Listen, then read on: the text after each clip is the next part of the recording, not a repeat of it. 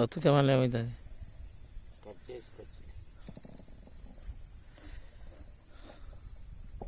ఆదికాండం 1వ అధ్యాయము 28వ వచనము నుండి,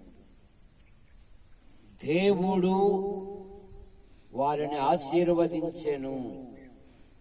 ఎట్లనగా, మీరు ఫలించి అభివృద్ధి పొంది విస్తరించి భూమిని నిండించి దానిని లోపరుచుకొనుడి. సముద్రపు చేపలను, ఆకాశ పక్షులను, భూమి మీద ప్రాకు ప్రతి జీవిని ఏలుడని వారితో చెప్పాను.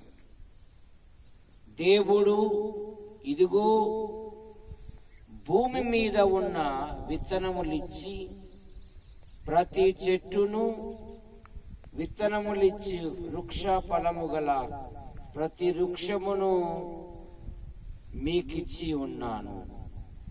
అవి మీకు ఆహారమగును. భూమి మీద ఉండు జంతువులన్నిటినీ, ఆకాశ పక్షులన్నిటినీ, భూమి మీద సమస్త జీవులకును పచ్చని చెట్లు ఆహారమగునని పలికెను. ఆ ప్రకారమాయను.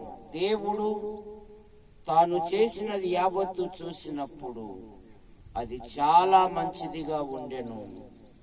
అస్తమయమును ఉదయమును కలగగా 6వ దినమాయను.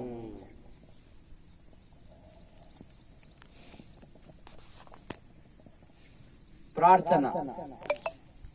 ప్రేమించిన మా తండ్రి, మీ నామాను బట్టి మీకు స్తోత్రములు.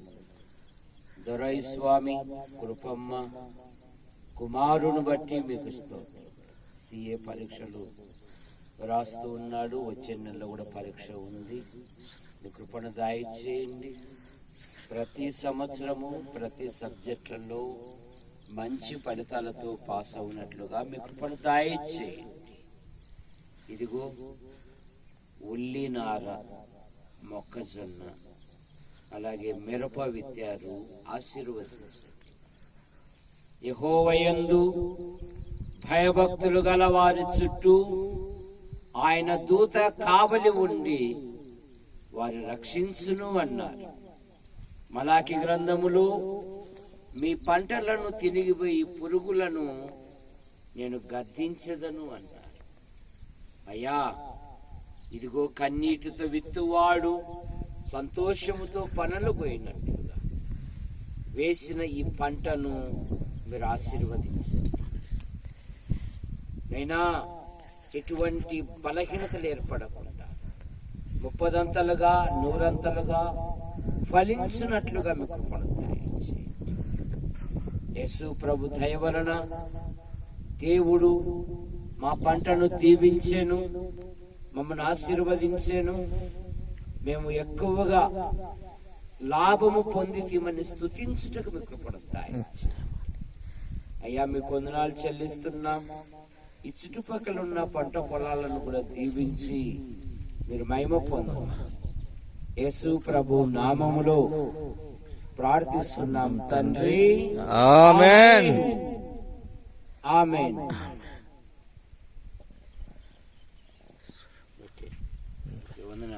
వందనాలు. కట్ చేయి. దాన్నేనా మళ్ళా?